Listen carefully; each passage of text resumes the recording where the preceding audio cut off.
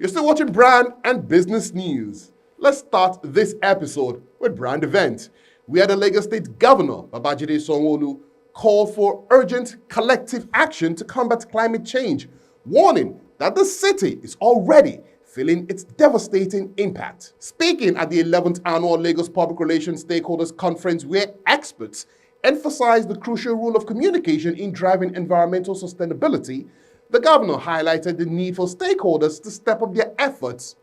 Our correspondent, Ife Emmanuel, has the details. Now, Brand Event.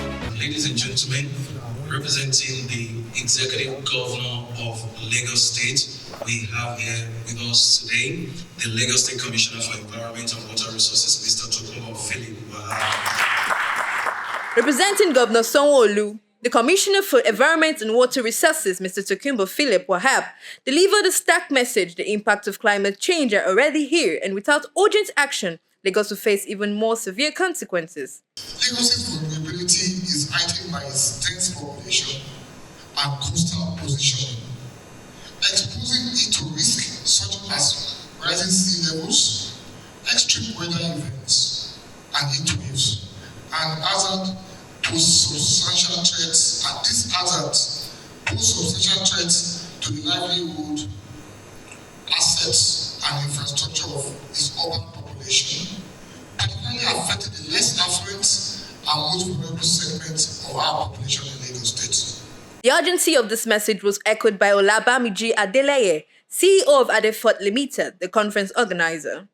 Adeleye aligned the conference's objective with the United Nations Sustainable Development Goals, emphasizing the critical need for sustainable consumption, natural resource management, and swift climate action. Climate change and environmental sustainability is a global concern. The need for deliberate action by stakeholders in the face of increasing threats cannot be overemphasized.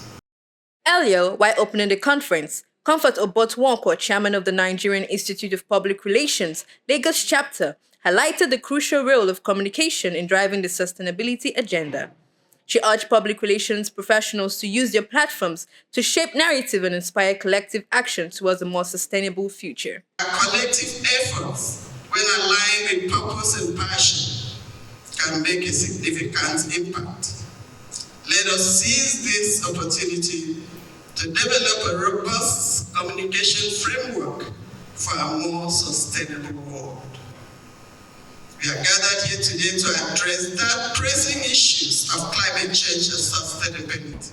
In his keynote address, Dr. Onoja Joseph, Director General of the Nigerian Conservation Foundation, urged PR professionals to simplify complex climate-related terminologies and engage communities through storytelling and educational initiatives. The messaging must not be one cap fits all. One cap cannot fit all when it comes to communicating climate change issues.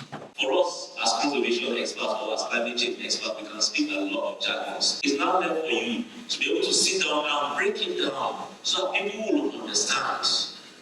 And we must connect it to the relevance of their daily activities. The panel section, moderated by Mrs. Ginikawa Frank Durobo, Head of Corporate Communication at Lafarge Africa PLC, saw experts calling for a paradigm shift in how climate communication is handled. They urged that current campaigns are often framed climate change as an abstract issue, disconnected from everyday life.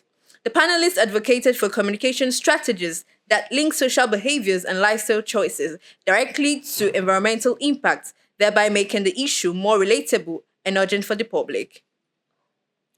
With a strong focus on communication as a driver of climate action, stakeholders are living here with a renewed commitment to using their voices to shape a more sustainable world. Events like this must keep ramping up. We must keep supporting them. Not because we're just a state that believes in it. We are number one state that believes in it. We have clear-cut climate policy.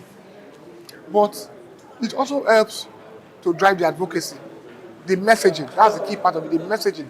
We must drive it sustainably. They say Yoruba, ko, no man that faditi. People need to understand why we are driving the message, and for them to accept and own it. We have decarbonization as a priority for us within our organization. So we have significant investment in CAPEX around decarbonizing our operations. What does that mean in layman's terms? is that there's something called flaring, gas flaring, which I think a lot of people know about, routine gas flaring.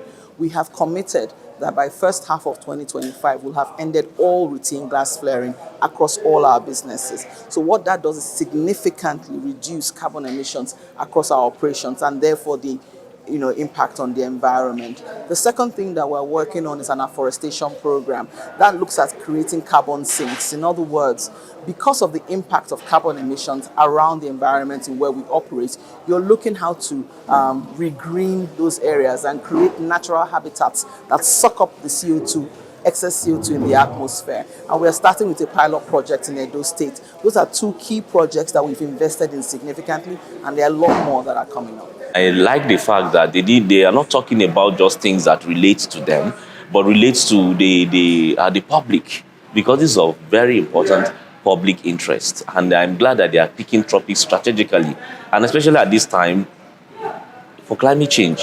That's very, very strategic, and I'm happy. And that's why, as I said, when I saw the invitation, I jumped on it. I was making a presentation while here just to tell you how tight my schedule was, but I still made sure that I created time to be here because of the importance of this.